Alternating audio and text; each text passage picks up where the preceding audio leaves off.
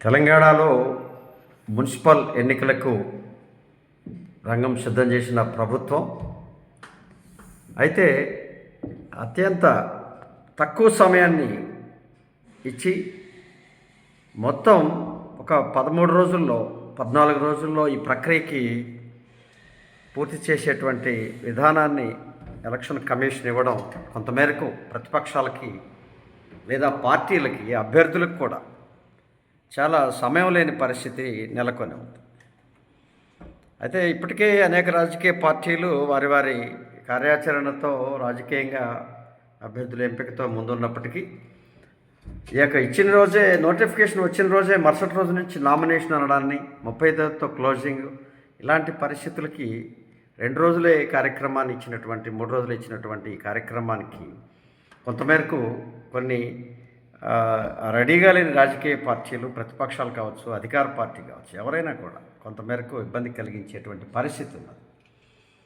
ఈ తక్కువ సమయాన్ని ఇవ్వడం ద్వారా ఈరోజు అధికార పార్టీకి ప్రయోజనం వచ్చేటువంటి పరిస్థితులు ఎక్కువగా కనపడతా ఉన్నాయి ఈ రాష్ట్రంలో, తెలంగాణ రాష్ట్రంలో.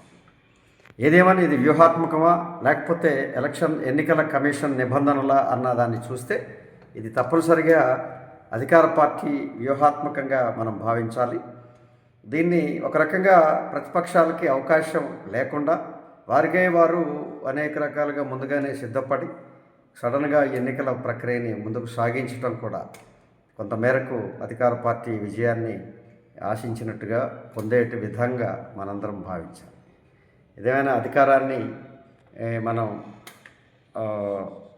ముందుంచుకొని ముందుకు పోతున్న ఎన్నికలు అధికార పార్టీకి పూర్తిగా ప్రయోజనం కలిగిస్తాయని చెప్పడంలో ఎలాంటి సందేహం లేదు.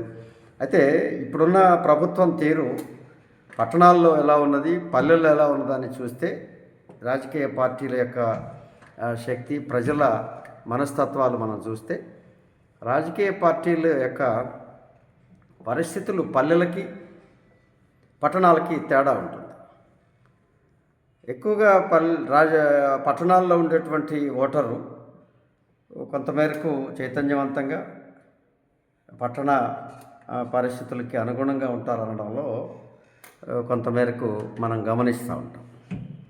కాబట్టి గత పంచాయతీ ఎన్నికల ప్రభావం, గత పంచాయతీ ఎన్నికల్లో జరిగినటువంటి మెరుగైన ఫలితాల వల్లే ఈ యొక్క కాంగ్రెస్ పార్టీకి, ఈ రాష్ట్రంలో అధికారంలో ఉన్న ప్రభుత్వ పార్టీగా ఉన్న కాంగ్రెస్ పార్టీకి కొంతమేరకు ప్రయోజనాన్ని ఇచ్చేటువంటి భవిష్యత్తు ఎన్నికల్లో ఫలితాలు ఉంటాయని చెప్పడంలో ఎలాంటి సందేహం లేదు. అయితే ఎన్నికల సంఘం ఇలాంటి పరిస్థితుల్ని భవిష్యత్తులో ఇంత తొందరగా ఎన్నికలకి తేదీలు ఇవ్వడం, తక్షణమే నామినేషన్లు అనడం, అలాగా కొంత ఈ నిబంధనలు ఈ యొక్క ఎన్నికల నిర్వహణకి, రాజకీయ పార్టీల యొక్క స్థితిగతులకి, రాజకీయ వ్యూహాలకి కొంతమేరకు కష్టమవుతుంది. అభ్యర్థులకు కూడా సమయం చాలదన్న భావన ఈ యొక్క ప్రజల్లో కలుగుతూ ఉంది. రాజకీయ పార్టీల్లో, కార్యకర్తల్లో, అన్ని పార్టీల్లో కూడా ఈ చర్చ నడుస్తూ ఉంది. ఇంత తక్కువ సమయాన్ని ఇచ్చి తక్కువ సమయంలో ఇంతటి ఒక పెద్ద ప్రక్రియని పూర్తి చేయడాన్ని ఆయా అభ్యర్థుల యొక్క కనీసం పరిచయ కార్యక్రమానికి కూడా ఓటర్ని కలిసే విధంలో ఈ యొక్క సమయం చాలదన్న భావన వారికి కలుగుతూ ఉంది. తప్పనిసరిగా ఎన్నికల సంఘం మరొకసారి పునరాలోచించాలి. ఇలాంటి విధానాన్ని కొనసాగించకూడదని ఎక్కువ మంది ప్రజల అభిప్రాయంగా మీ దృష్టికి తీసుకురావడం.